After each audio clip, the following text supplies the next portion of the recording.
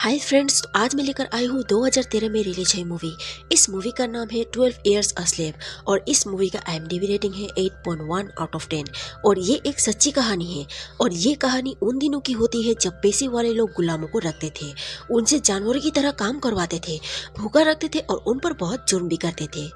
तो चलिए मूवी को शुरू करते हैं। मूवी की शुरुआत सन 1841 से होती है, जहां पर हम सोलोमन नॉर्थअप नाम के एक आदमी को देखते हैं, जो कि वो अपनी बीवी और 2 बच्चों के साथ सेराटोगा न्यूयॉर्क में रहता है।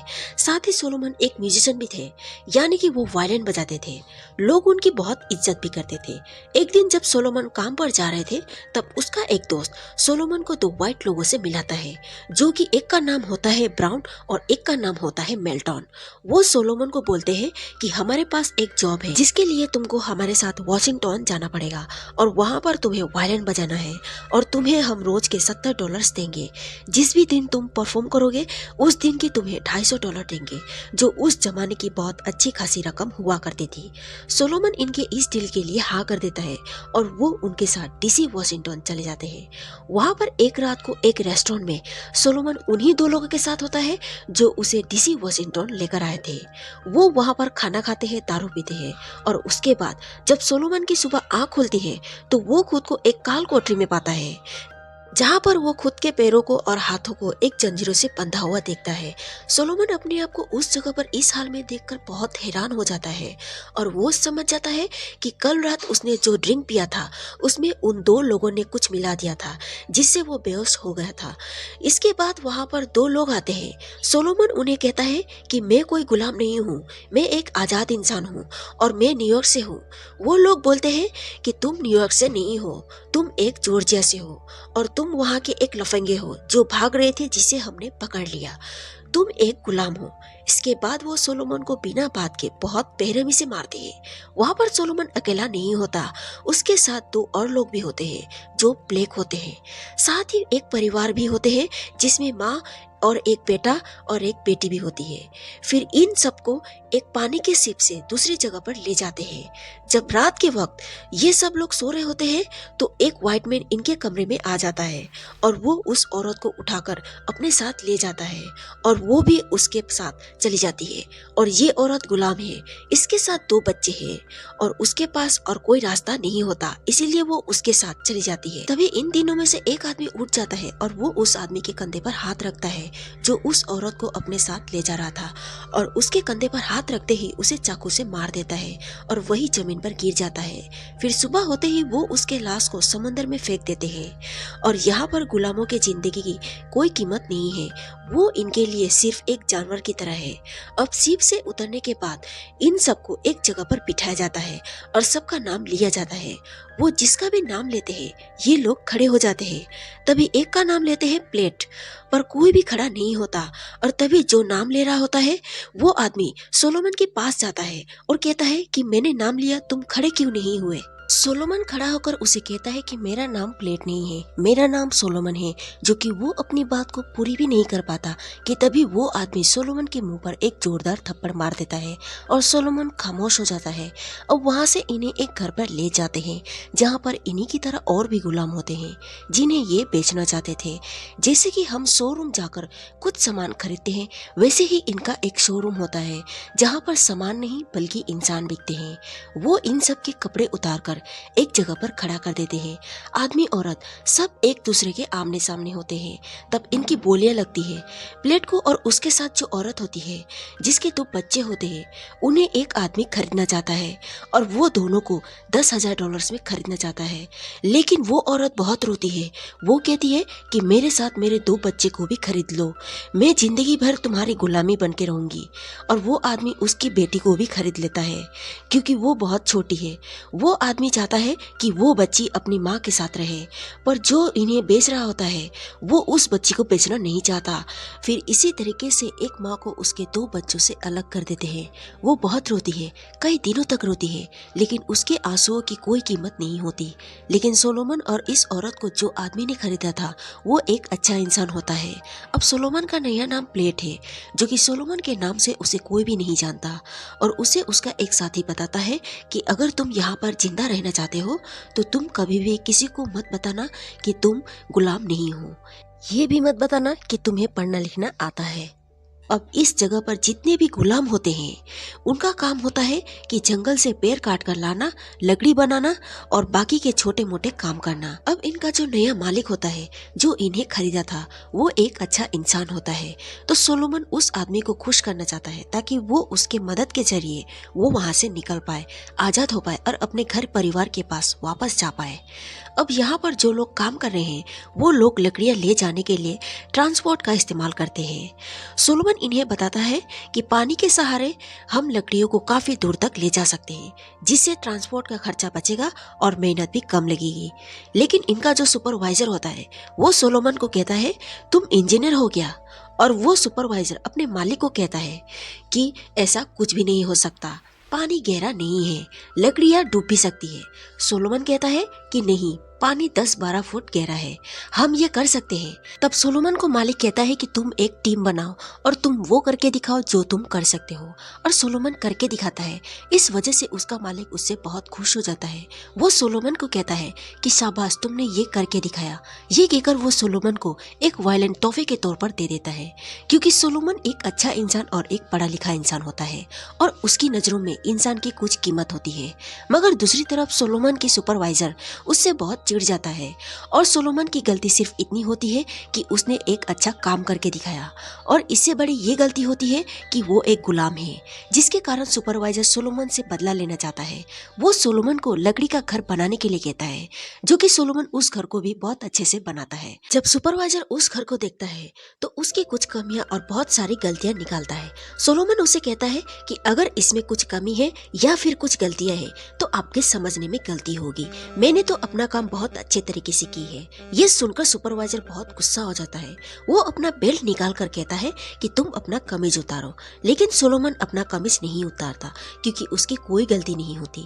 इसी वजह से इन दोनों के बीच लड़ाई शुरू हो जाती है। साथ ही सोलोमन उससे बेल्ट छीनकर उल्टा उसी को ही मारता है। फिर वहां पर एक और सुपरवाइजर आ जाता है। तब तक इन दोनों की लड़ाई खत्म भी हो जाती है। वो सोलोमन को पूछते हैं कि क्या हो रहा है। सोलोमन कहता है कि मैंने आपके दिए हुए किले यूज नहीं किया, इसलिए ये मुझे मारना चाहते हैं। दरअसल सोलोमन झूठ बोल देता है क्योंकि वो अपने आप को बचाना चाहता था। वो सुपरवाइजर कहता है कि अगर तुम्हें बचना है तो तुम यहाँ से हिलना मत, और वो सुपरवाइजर जिससे सोलोमन से लड़ाई हुई थी वो दोनों वहाँ से चले जाते हैं। लेकिन सोलोमन नहीं जाता, बल्कि वो वहीं पर बैठा रहता है। और कुछ देर बाद वहीं पर कुछ 3 लोग आते हैं, जिसमें से एक वो भी सुपरवाइजर होता है जिसको सोलोमन ने मारा होता है। वो उसके हाथ पैर बांधते हैं, उसके गले में रस्सी डालकर एक पेड़ के सहारे उसे फांसी पर लटका देते हैं, जिससे सोलोमन बहुत तड़प रहा होता है। तभी वहां पर एक आदमी गन लेकर आता है। वो उन्हें बोलता है कि अगर तुम लोगों को अपनी जान प्यारी है तो इसे छोड़ दो, क्योंकि ये हमारा गुलाम है। ये सुनकर वो तीनों वहां से भाग जाते हैं, और जाते जाते वो सुपरवाइजर सोलोमन को ये धमकी देकर जाता है कि मैं तुझे छोड़ूंगा नहीं। अब जिस आदमी ने सोलोमन को बचाया होता है वो बोलता है कि तुम जाकर मेरे घोड़े को लेकर आओ और माली को लेकर आओ। फिर वो वहां से माली को बुलाने के लिए चला जाता है। लेकिन सोलोमन के गले में अभी भी फांसी का फंदा होता है, वो अभी भी पेड़ पर लटका हुआ होता है। लेकिन सोलोमन अपने पैरों के पंजे के सहारे खड़ा हुआ होता है। वो अपने पूरे एरिया को जमीन पर रख भी नहीं सकता, क्योंकि अगर उसने ऐसा किया उसकी फांसी पर लटक कर जान भी जा सकती है। अब सोलोमन शाम तक ऐसे ही फंदे पर लटकता रहता है। अब शाम के वक्त सोलोमन का मालिक भी आ जाता है। वो सोलोमन को फांसी पर लटकता हुआ देख लेता है, जिसे देखकर वो सोलोमन के गले की रस्सी को खोलकर उसे अपने घर पर ले जाता है। वो उसे कहता है कि अब ये सुपरवाइजर तुम्हें नहीं छोड़ेंगे, वो तुम्हें मार देंगे और मैं कुछ भी नहीं कर पाऊंगा, इसलिए मैंने तुम्हें भेज दिया है। सोलोमन अपने मालिक को कहता है कि यहाँ आने से पहले मैं एक आजाद इंसान था, मुझे मेरे घर वापस भेज दीजिए। उसका मालिक कहता है कि मैं ऐसा कुछ भी नहीं कर सकता, मैं तुम्हारा मदद नहीं कर सकता, क्योंकि मेरे सिर के ऊपर भी बहुत कर्जा है, इसीलिए मैंने तुम्हें भेज दिया। अब तुम वहीं पर सुरक्षित रह सकते हो। साथ ही कहता है सोलोमन, मैं तुम्हारे जान के अलावा और कुछ भी नहीं कर सकता, और वो सोलोमन को दूसरी जगह पर भेज देता है। वहाँ पर रुई का काम होता है। वहाँ का मालिक भी बहुत ही सख्त होता है। यहाँ पर रोज शाम को ये हिसाब लगाया जाता है कि किसने कितने किलो रुई निकाले, लेकिन जो भी 100 किलो से कम निकालता है वो उसे बहुत बुरी तरीके से मारते हैं। और यहाँ पर एक लड़की भी होती है जिसका नाम पेंसी होता है। वो हमेशा हर रोज 250 किलो रुई निकालती है, जो कि वो हर इंसान से डबल रुई निकालती है। और यहाँ पर जो मालिक होता है वो पेंसी के काम से बहुत खुश होता है। साथ ही वो पेंसी पर बहुत गंदी नजर भी डालता है।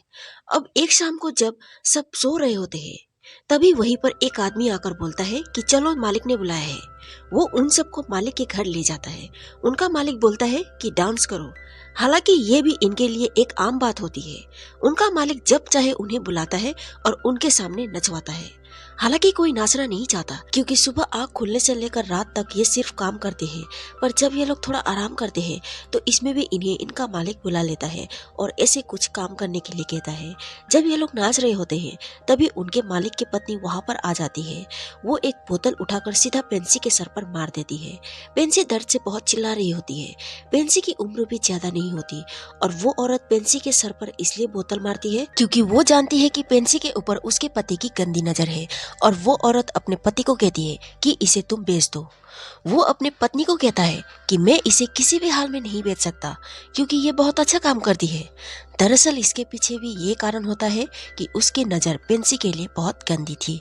अब यहाँ की जो मालकिन होती है वो भी बहुत सख्त होती है। वो सोलोमन को बुलाकर एक लिस्ट देती है। वो उसे कहती है कि तुम जाओ बाजार से कुछ सामान लेकर आओ। साथ ही कहती है कि तुम्हें पढ़ना लिखना आता है, लेकिन सोलोमन उसे झूठ बोल देता है। वो ये बोल देता है कि नहीं, मुझे पढ़ना लिखना नहीं आता। वो बोलती है कि तुम्हें पढ़ने लिखने की भी जरूरत क्या है, तुम यहाँ पर गुलामी करने के लिए आए हो। अगर तुमने कुछ और करने की कोशिश की तो तुम्हें बहुत बुरी तरीके से मार पड़ेगी। इसके बाद वो वहाँ से बाजार के लिए निकल जाता है।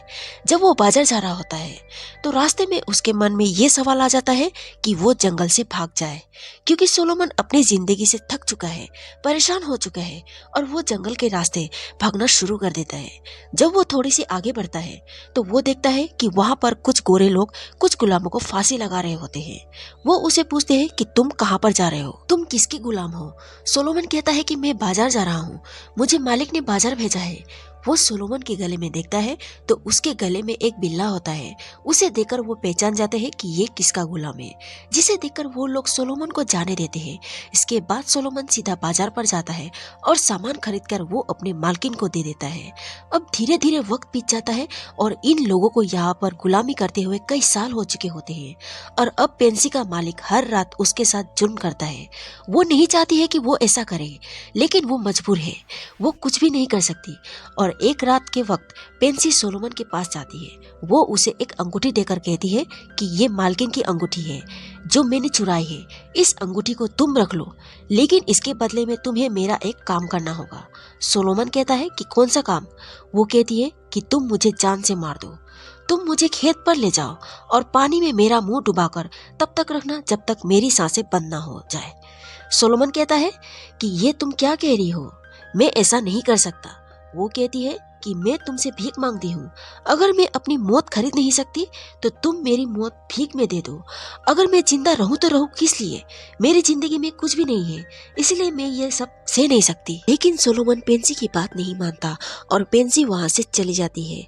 इसी बीच 2 साल लगातार इनकी रुई की खेती भी खराब हो रही होती है, जिससे इनके मालिक को बहुत नुकसान होता है और अपने सारे मजदूरों को किराए के लिए किसी और के वहाँ भेज देते हैं। ये एक जज होता है।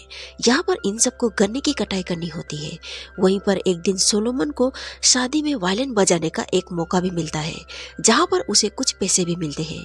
फिर कुछ समय बाद सब लोग उसी जगह पर जाते हैं, यानी कि अपने पुराने मालिक के पास, जिससे ये फिर से रुई का खेती करना शुरू करते हैं और सिलसिला दोबारा शुरू हो जाता है। जो भी 100 किलो से कम रुई निकालता है उसे बहुत मारते हैं और वैसे भी सोलोमन को हमेशा मार पड़ती रहती है, क्योंकि वो कभी भी 100 किलो से ज्यादा रुई नहीं निकाल पाता। इसी बीच इनके साथ एक और गुलाम आता है और ये कोई ब्लैक नहीं बल्कि व्हाइट मैन होता है और ये यहाँ पर सिर्फ पैसों के लिए आया होता है, पर होता ये भी एक गुलामी। अब यहाँ पर हमें इन दोनों के बीच भेदभाव देखने को मिलती है, क्योंकि जब भी कोई ब्लैक लोग 100 किलो से रुई कम लाता है उसे बहुत मार पड़ती है, और जब भी कोई व्हाइट मैन 100 किलो से कम रुई लाता है उसे मार नहीं पड़ती, बल्कि उसे ये बोला जाता है कि तुम धीरे धीरे काम सीख जाओगे। क्योंकि ये व्हाइट मैन इन्हीं लोगों के साथ रहता है, गुलामों के साथ रहता है, तो इन लोगों की आपस में दोस्ती हो जाती है। एक दिन सोलोमन उस व्हाइट मैन को कहता है कि क्या तुम मेरे लिए एक काम कर सकते हो। वो कहता है कि क्या। सोलोमन कहता है कि मैं एक खत लिखूंगा, तुम उसे पोस्ट कर देना और बदले में मैं तुम्हें कुछ पैसे भी दूंगा। दरअसल सोलोमन के पास कुछ पैसे होते हैं जो उसने शादी पर वायलिन बजाकर कुछ पैसे कमाए होते हैं, और वो उसे पैसे दे देता है। साथ ही बोलता है कि मैं तुम्हें 2 दिन बाद खत दूंगा। हालांकि ये काम बहुत रिस्की होती है, जो कि ये बात इनके मालिक को पता चल गया तो वो इन दोनों को मार देंगे, लेकिन वो मान जाता है और सोलोमन से वो पैसे ले लेता है। साथ ही वो सोलोमन को कहता है कि ठीक है, तुम मुझे 2 दिन बाद खत दे देना, मैं तुम्हारे खत को पोस्ट कर दूंगा। ये कहकर वो वहां से निकल जाता है। एक रात को जब सोलोमन सो रहा होता है तभी उसका मालिक आ जाता है और उसके हाथ में एक चाकू होता है। साथ ही उसने बहुत शराब भी पी रखी होती है। वो बोलता है कि मैंने सुना है कि हमारे गुलामों में कोई पढ़ा लिखा गुलाम है। सोलोमन कहता है कि मालिक आप ये क्या कह रहे हैं। वो कहता है कि तुमने उसे खत देने की कोशिश की, तुम एक पढ़े लिखे हो। सोलोमन कहता है कि वो झूठ बोल रहा है। दरअसल वो यहाँ का सुपरवाइजर बनना चाहता है, इसीलिए वो एक छोटी कहानी बनाकर उसने आपको सुनाया, क्योंकि वो आपके दिल में एक जगह बना सके, और वो अपने मालिक को कन्विंस करने में सफल हो जाता है। मालिक कहता है कि मैं उसे मार दूंगा, लेकिन वो हम में से एक है। दरअसल वो व्हाइट मैन होता है, इसीलिए वो ऐसी बात बोल रहा है। ये कहकर वो वहां से चला जाता है। उसके जाने के बाद सोलोमन ने जो बड़ी उम्मीदों के साथ अपने घर के लिए जो खत लिखा था वो उसे जला देता है। इसके बाद सोलोमन की दोबारा से वही पुरानी जिंदगी शुरू हो जाती है, जहाँ उसे जलील किया जाता है, जहाँ उसे बहुत मार पड़ती है, जहाँ इसकी कोई इज्जत भी नहीं है। ऐसे ही धीरे धीरे और वक्त गुजर जाता है। एक दिन पेंसी कहीं पर चली जाती है तो उनके मालिक को लगता है कि वो यहाँ से भाग गई। उसे चारों तरफ ढूंढना शुरू कर देता है, लेकिन पेंसी कहीं पर भी नहीं मिलती। लेकिन थोड़ी देर बाद वो वापस आ जाती है, लेकिन उसका मालिक बहुत गुस्से में होता है। वो पेंसी से पूछता है कि तुम कहाँ पर गई थी। वो बोलती है कि मैं खेत पर गई थी। वो पेंसी के बात पर विश्वास नहीं करता, इसीलिए वो उसे बहुत मारने लगता है। तभी सोलोमन उनके बीच आ जाता है तो वो सोलोमन पर भी हाथ उठाता है। पेंसी आगे आकर उसे सच बताती है कि मालिक मैं दुकान पर गई थी साबुन लेने के लिए, मुझे यहाँ पर नहाने के लिए साबुन नहीं दिया जाता और मेरे पूरे शरीर से बदबू आती है। लेकिन अभी भी उनके मालिक का गुस्सा शांत नहीं होता। वो पेंसी को एक पेड़ पर बांधकर उसके सारे कपड़े को उतार देता है। वो सोलोमन को कहता है कि इसे चाबुक मारो। हालांकि सोलोमन उसे मारना नहीं चाहता, लेकिन वो मजबूर होता है, पर सोलोमन उसे धीरे धीरे चाबुक मारना शुरू कर देता है। ये देखकर उसके मालिक को और भी ज्यादा गुस्सा आ जाता है, जिससे वो एक गन निकालकर उसके सर पर रखकर कहता है कि इसे इतना मारो कि इसके शरीर से खून निकले, नहीं तो मैं तुम सबको गोली से मार दूंगा। और अब सोलोमन मजबूर होकर उसे चाबुक मारना शुरू कर देता है, जिससे पेंसी के पेट पूरी तरह से लहूलुहान हो जाती है। पर इनके मालिक को इससे भी मन नहीं भरता। वो उसे चाबुक छीनकर पेंसी को इतना मारता है कि पेंसी की पूरी पीठ लहूलुहान हो जाती है, जिससे वो बेहोश होकर वहीं पर गिर जाती है। इस बात से सोलोमन पूरी तरह से टूट जाता है, इसीलिए वो जिंदगी से मायूस होकर अपना वायलिन भी तोड़ देता है, जो उसके जिंदगी की सबसे कीमती चीज थी। अब इन्हीं दिनों यहाँ पर एक और आदमी मजदूरी करने के लिए आया होता है, पर वो गुलाम नहीं होता, वो व्हाइट मैन होता है। वो सिर्फ पैसों के लिए काम कर रहा होता है। इसका नाम बेस होता है और ये बहुत अच्छा इंसान होता है। एक दिन बेस गुलामों के साथ मिलकर धूप में काम कर रहा था, तभी उनका मालिक आकर बेस को बोलता है कि थोड़ा सा शराब पी लो, तुम्हें अच्छा लगेगा, लेकिन बेस मना कर देता है। अगले दिन सोलोमन और बेस एक घर बना रहे होते हैं, जहाँ पर बेस सोलोमन के बारे में पूछते हैं। सोलोमन उसे मना कर देता है क्योंकि वो किसी पर भी भरोसा नहीं करता, पर वो ये जान चुका था कि बेस एक अच्छा इंसान है, इसीलिए सोलोमन उसे अपने बारे में बता देता है, जिसे सुनकर बेस सोलोमन को मुक्त कर देना चाहता है। लेकिन वो ऐसा नहीं कर सकता क्योंकि ये सब उसके हाथ पर नहीं होता, पर वो उसके मदद के लिए तैयार हो जाता है और वो ऐसा करता भी है। जब सोलोमन का लिखा खत बेस पोस्ट कर देता है तो कुछ समय बाद वहाँ पर एक घोड़ा गाड़ी आकर रुकती है। उसमें 2 आदमी होते हैं, एक पुलिस वाला और एक आदमी। पुलिस वाला उतरकर उस तरफ जाता है जहाँ पर सोलोमन और उसके साथी खेत में काम कर रहे होते हैं। वो बोलते हैं कि तुम में से प्लेट कौन है, और वो पुलिस वाला उस आदमी को दिखाता है जो घोड़ा गाड़ी के सामने खड़ा है। वो सोलोमन को बोलता है कि क्या तुम उसे जानते हो। जब वो उसे ध्यान से देखता है तो प्लेट बोलता है कि मिस्टर पार्कर वो इंसान है जिनके दुकान से सोलोमन और उसके परिवार सामान खरीदा करते थे। पुलिस वाला उसे कहता है कि प्लेट के अलावा तुम्हारा और कोई भी नाम है। वो कहता है कि मेरा नाम प्लेट नहीं है, मेरा नाम सोलोमन नॉर्थक है। वो सोलोमन से और भी सवाल पूछते हैं पर सोलोमन उनके सारे सवालों का सही जवाब दे देता है, जिसे पुलिस वाला को यकीन हो जाता है कि यही सोलोमन नॉर्थक है जिसे धोखे से गुलाम बनाया गया है। अब सोलोमन मिस्टर पार्कर के पास जाकर उनके गले लगकर बहुत रोता है और वहीं पर उसका मालिक भी होता है। वो सोलोमन को रोकने की बहुत कोशिश करता है। मिस्टर पार्कर उसे बोलते हैं अगर तुमने इसे रोकने की कोशिश भी की तो मैं तुम्हें कोर्ट पर बर्बाद कर दूंगा। सोलोमन आखिरी बार पेंसी से मिलकर चला जाता है। अब सोलोमन अपने घर पर जाता है जहाँ पर उसके 2 बच्चे बड़े हो चुके होते हैं और उसकी बेटी ने शादी भी कर चुकी होती है, साथ ही उसका एक बच्चा भी होता है। और इस तरह से सोलोमन 12 सालों के गुलामों के बाद वो फिर से अपने परिवार के साथ रहता है। तो फ्रेंड्स, इस सच्ची घटना के बारे में हमें बताया जाता है कि सोलोमन अकेला एक ऐसा आदमी था जो 12 साल गुलामी में रहने के बाद आजाद हुआ। सोलोमन ने उन लोगों के खिलाफ केस किया जिन्होंने सोलोमन को अगवा किया था, लेकिन सोलोमन वो केस कभी भी नहीं जीत पाए थे। 1853 में सोलोमन ने अपना एक किताब छपवाया जिसका नाम 12 Years a Slave। इस किताब के छपने के बाद वो सुर्खियों में आ गए और गुलामी के खिलाफ विरोध किया। सोलोमन नॉर्थक की कुछ सालों के बाद मृत्यु हो गई, लेकिन ये आज तक रहस्य है कि उसकी मृत्यु कहाँ और कैसे हुई, इसका कुछ पता नहीं चला और ये मूवी यहीं पर खत्म होती है। तो फ्रेंड्स, अगर आपको ये वीडियो अच्छी लगी तो लाइक करें, मुझे सपोर्ट करने के लिए चैनल को सब्सक्राइब करें और ये एक्सप्लेनेशन आपको कैसा लगा कमेंट करके मुझे जरूर बताएं। Bye bye.